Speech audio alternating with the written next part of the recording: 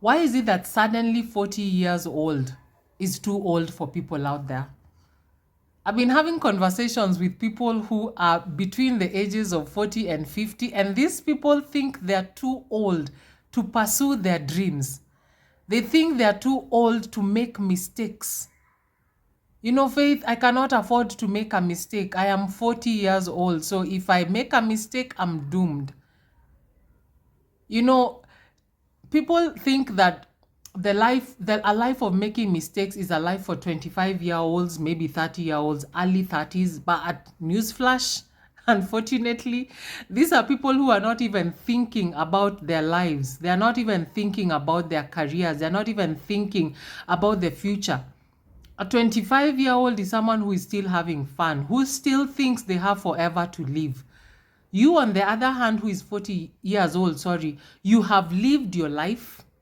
You already know what not to do.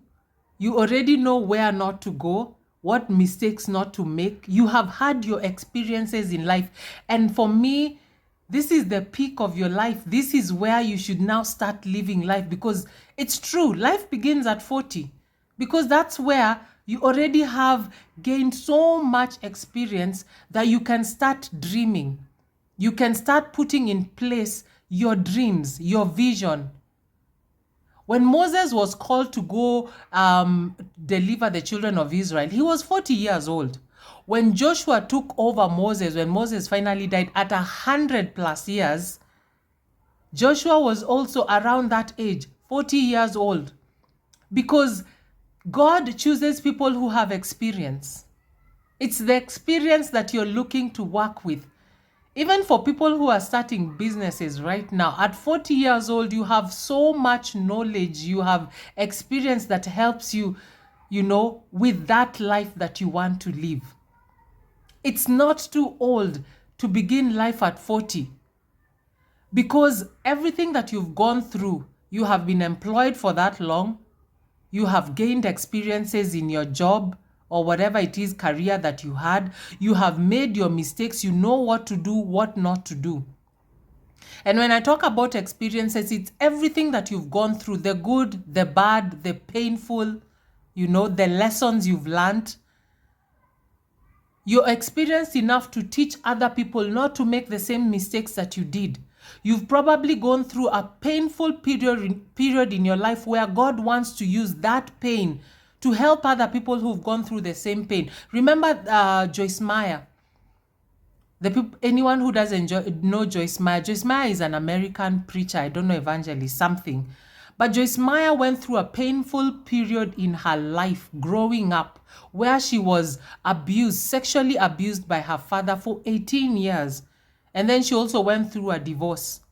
And in her ministry right now, Joyce Meyer talks about the painful moments she went through, being abused by her own father.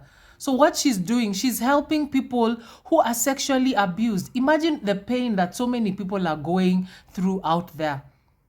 And you, what pain have you gone through? What painful experiences have you gone through in your life that you can take that and help other people? What mistakes have you made in your life that God can use to help other people? Because we are living in a time where God wants anyone out there who wants to be used. You're saying, I have been through so much, God, and I want you to take my experiences and use them to help other people. Because remember, in my previous video, I told you, purpose living is about helping other people. It's about living a life of value. So what is that thing about you that you feel that you've been through, you've gone through the experiences, everything? What do you think God can use right now? Can you teach people? Have you been through a career where you can teach people about leadership?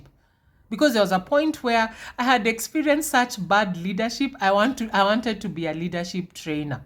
Have you been in politics? Have you learned something about it? Can you help other people become better at the craft that you've already been gotten an experience in? Because that's what God wants to use. The tool in your hand, that thing in your hand, the experiences in your hand is what God wants to use. So what can you do with the knowledge that you've already acquired over the years? That person who still feels they have the energy, and maybe you've been misled to think that you cannot live life after 40, I want you to reach out to me. There's a link on this video, below this video, and I want you to click on that link, and I want us to have a conversation as to why you believe you cannot begin life at 40. You see people who are living their dreams and you're thinking, God, it's too late for me to live my dream. It is not too late. I want to walk you through the process of starting to live that life. You're probably even still in employment and you're wishing to live that life and you don't know what strategies to take to get you where you want. I want to have a conversation with you. I want us to start working towards the process that gets you living that life you want. I want us to start that process of taking all your experiences and allowing God to use them. So I will be waiting for you on the other side, and I'm hoping that you will click on this link below and let's have a conversation in regards to that life that you desire so desperately to live, but you're thinking it's too late. Newsflash, it's never too late. The only time it's going to be too late is when you're 6 feet under, and you do not want to wait for that time to regret and wish that you had done something, even for just 1 year.